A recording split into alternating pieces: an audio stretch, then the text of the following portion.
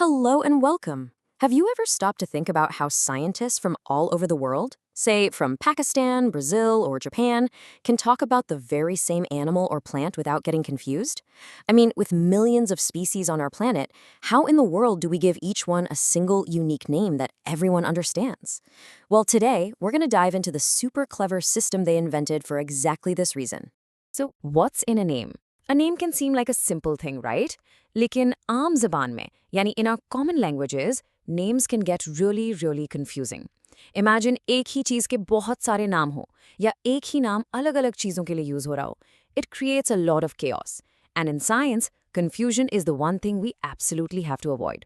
So, how did scientists fix this big problem? Let's look at why common names are such a headache. For example, take the humble onion.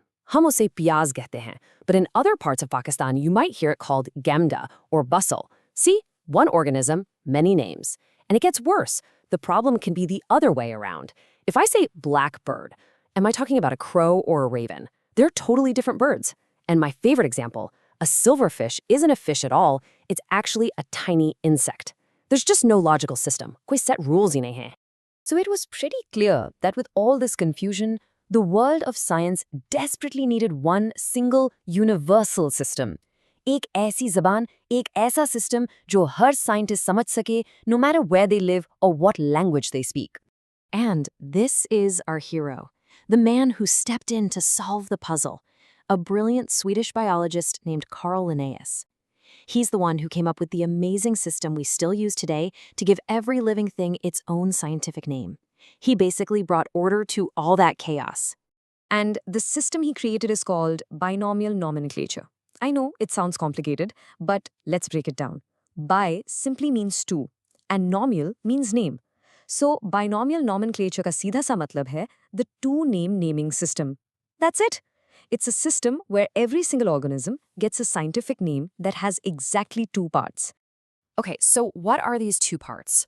Well, the first part is called the genus, and the second part is the species. Now, the easiest way to understand this is to think of it like your own name. The genus is like your family name or surname. It tells us which broader group you belong to. And the species is like your specific given name. It makes you unique within that group. So genus is the broad group, and species is the specific type. Let's check out some real-world examples to see this in action. Remember our confusing friend, the onion? Well, its scientific name is Allium cepa. No more confusion. A potato is Solanum tuberosum.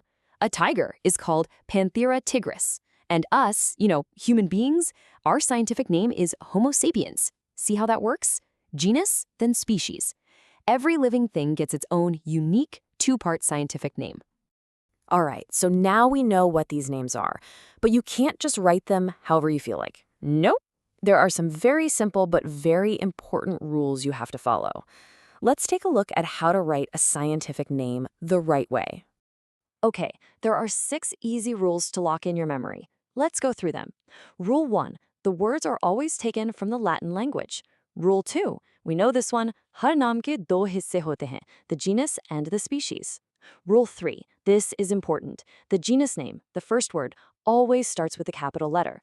Rule 4, the species name, the second word, always starts with a small letter.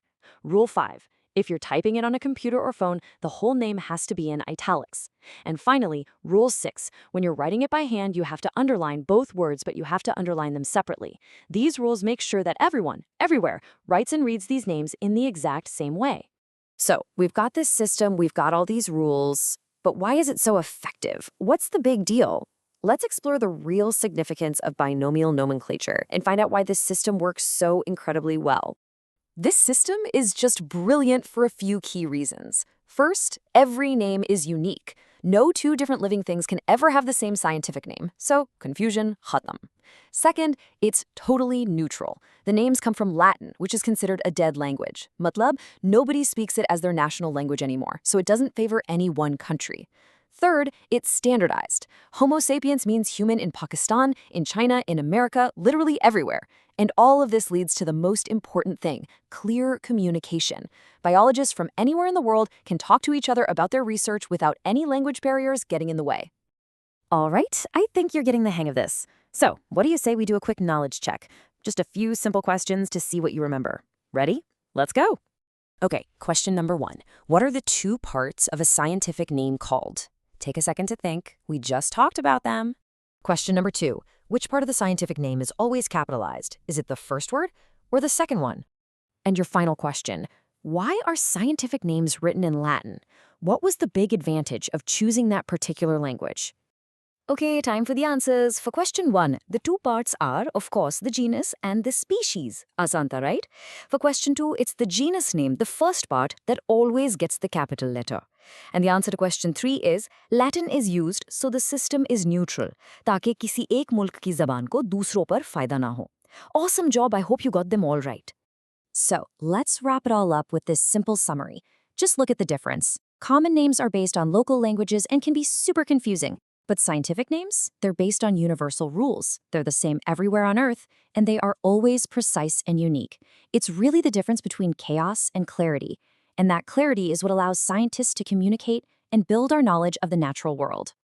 And that brings us to the end. But before I go, I want to leave you with a fun question.